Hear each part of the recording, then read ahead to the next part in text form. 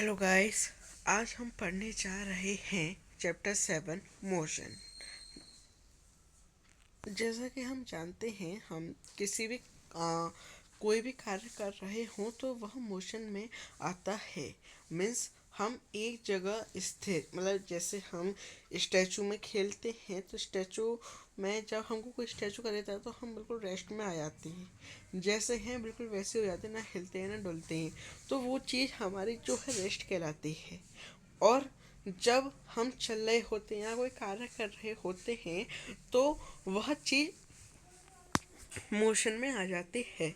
तो अब हम जो पढ़ने जा रहे हैं वही चीज़ इस चैप्टर में हम पढ़ने जा रहे हैं। तो आइए देखें अब इस चैप्टर में हम क्या क्या पढ़ते हैं। In everyday life we see some object at rest and others in motion. Bird fly, fish swim, blood flows through veins and arteries. And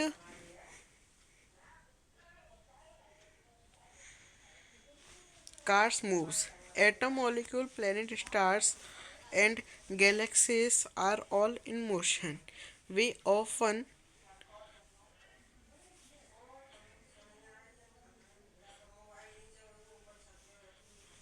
we often perceive an object to be in motion when its position change with time. However, there are situations where the motion is inferred are situations where the motion is inferred through indirect evidence. For example, we infer the motion of air by observing the movement of dust and movement of leaves and branches of tree. What causes the phenomena of sunrise and sunset and changing of season? Is it due to the motion of earth? If it is true, why don't we directly perceive the motion of the earth? An object may appear to be moving for one person and stationary for some other. For the passengers in a moving bus, the roadside trees appear to be moving backwards. A person standing on the roadside perceives the bus along with the passengers as moving.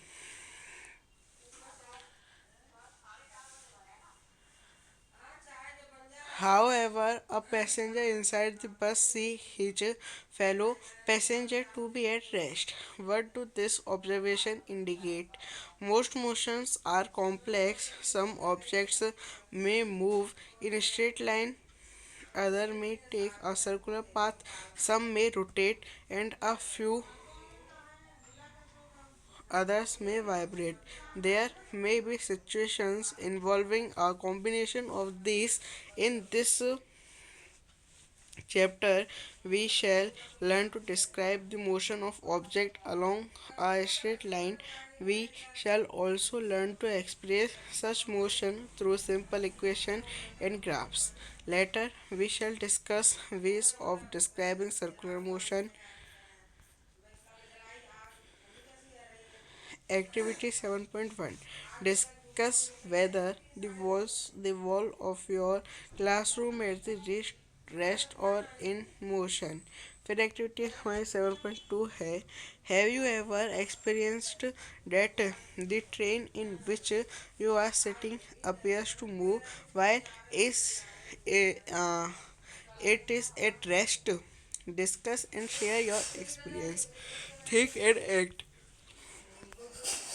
We sometimes are uh, en- endangered by the motion of object around us, especially if that motion is erratic and uncontrolled, as observed in a flooded river, a hurricane, or a tsunami. On the other hand, control motion can be service to human beings, such as in generation of hydroelectric power, do you feel the necessary to study the erratic motion of some object and learn to control them?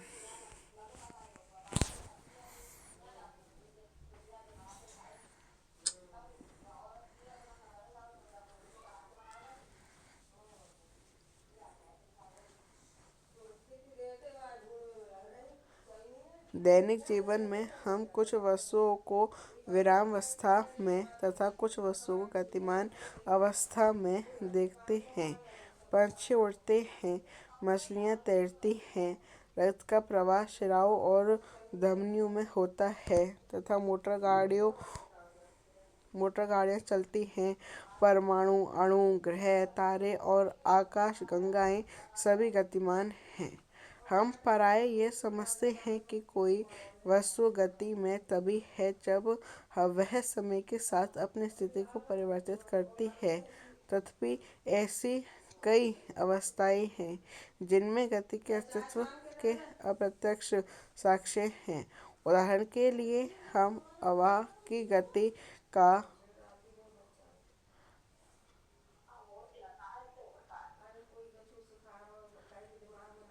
अनुमान धूल कणों के उड़ने व पेड़ों की शाखाओं और पत्तियों को हिलने डुलने से लगाते हैं। सूर्योदय, सूर्यास्त एवं मौसम परिवर्तन की परिघटनाओं के क्या कारण हैं? क्या ये पृथ्वी की गति के कारण हैं? यदि यह सही है तो हम पृथ्वी को गति का अनुमान प्रत्यक्ष रूप से क्यों नहीं लगा पाते हैं? किसी व्यक्ति के लिए एक वस्तु गतिशील प्रतीत हो सकती है जबकि दूसरे के लिए स्थिर। गति कर रही बस के यात्रियों के लिए सड़क के किनारे लगे पेड़ पौधे पीछे की ओर गतिमान प्रतीत होते हैं, जबकि सड़क जबकि सड़क के किनारे खड़ा एक व्यक्ति बस के साथ यात्रियों को भी गति करते हुए पाता है। यद्यपि बस के अंदर बैठा हुआ एक यात्री अपने साथी यात्रियों को विरामावस्था में पाता है। यह अवलोकन क्या संकेत करते हैं? बहुत सी गतियाँ जटिल होती हैं। कुछ वस्तुएं सीधी रेखा में तो कुछ वस्तुएं वृत्तीय पथ पर गतिमान हो सकती हैं। कुछ घूर्णन कर सकती हैं एवं कंपन कर सकती हैं। ऐसी भी स्थिति हो सकती है जिसमें यह क्रियाएं साथ साथ हों। इस अध्याय में हम सबसे पहले सीधी रेखा में गतिमान वस्तुओं का वर्णन करेंगे। हम इस तरह की गति को साधारण समीकरणों और ग्राफों के माध्यम से व्यक्त करना भी सीखेंगे। बाद में हम वृत्तीय गति के बारे में चर्चा करेंगे। आपकी कक्षा की दीवार विराम अवस्था में है या गति में, चर्चा करें। क्या आपने कभी अनुभव किया है कि रेलगाड़ी जिसमें आप बैठे हैं गति करती हुई प्रतीत होती है जबकि वास्तव में वह विरामावस्था में है? इस बिंदु पर चर्चा करें और विचारों का आदान प्रदान करें। सोचें एवं करें। हम कभी कभी अपने आसपास की वस्तुओं की गति के कारण खतरे में गिर जाते हैं, विशेषतः वह गति अनिश्चित व अनियंत्रित हो, जैसे बाढ़ वाली नदी, तूफान या सुनामी में देखा गया है। दूसरी ओर नियंत्रित गति मानव की सेवा में सहायक हो सकती हैं, जैसे पानी के द्वारा विद्युत उत्पादन। क्या आप महसूस करते हैं कि कुछ वस्तुओं की अनियमित गति का अध्ययन करना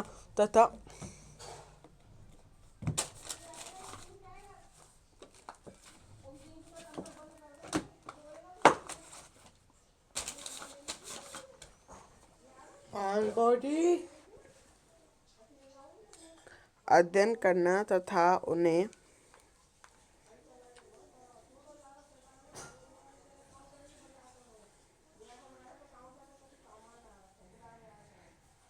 उत्पादन।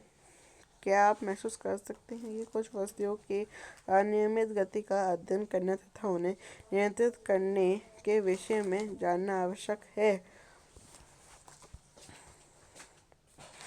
अब जो हम पढ़ने जा रहे हैं वो उसका पहला हिस्सा है, जिसका नाम है describing motion.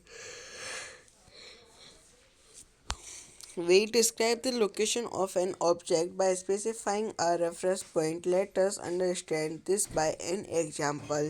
Let us assume that a school in a village is 2 kilometers north of the railway station.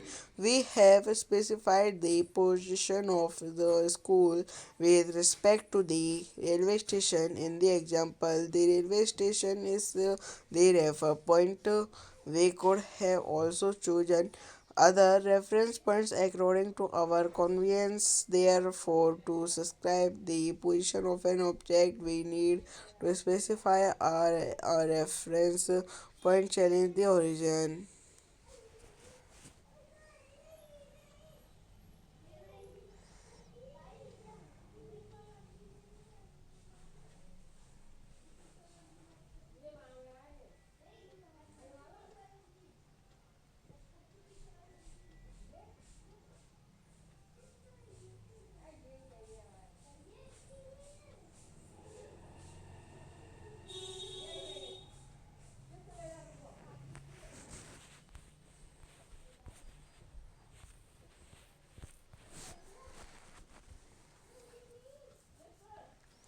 हम किसी वस्तु की स्थिति को एक निर्दिष्ट बिंदु निर्धारित कर व्यक्त करते हैं।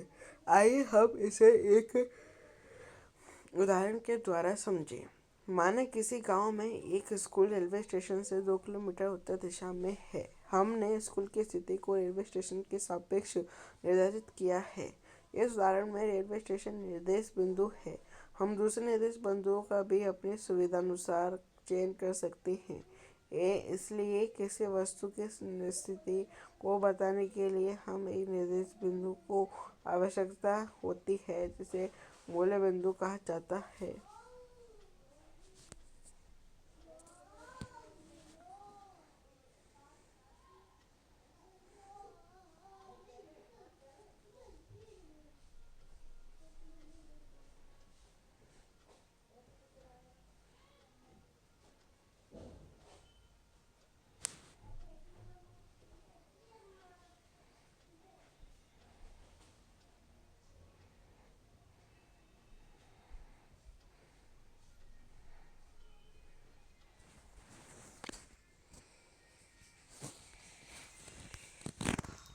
7.1.1 Motion along a straight line. The simplest type of motion is the motion along a straight line. We shall first learn to describe this by an example. Consider the motion of an object moving along a straight path.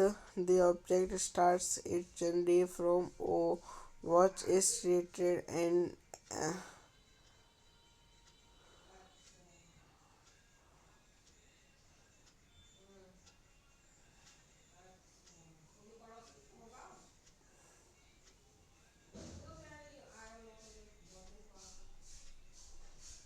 the simplest type of motion is the motion along a straight line.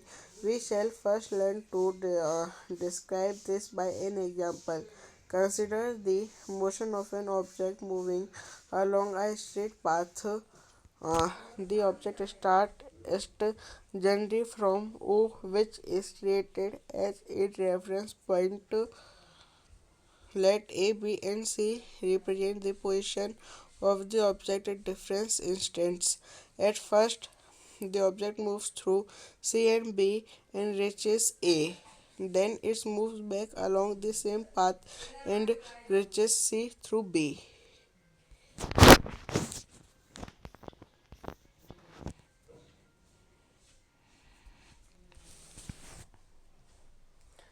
सरल रेखीय गति।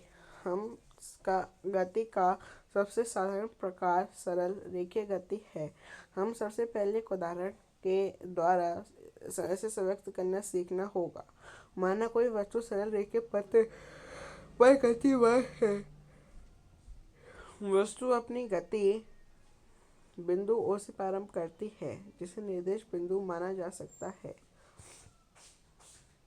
माना कि भिन्न भिन्न क्षणों में A B and सी वस्तु की स्थितियों को प्रदर्शित करते हैं। पहले ये सी और बी से गुजरती है तथा ए पर पहुंचती है। इसके पश्चात उसी पथ पर लौटती है और बी से गुजरते हुए सी तक पहुंचती है।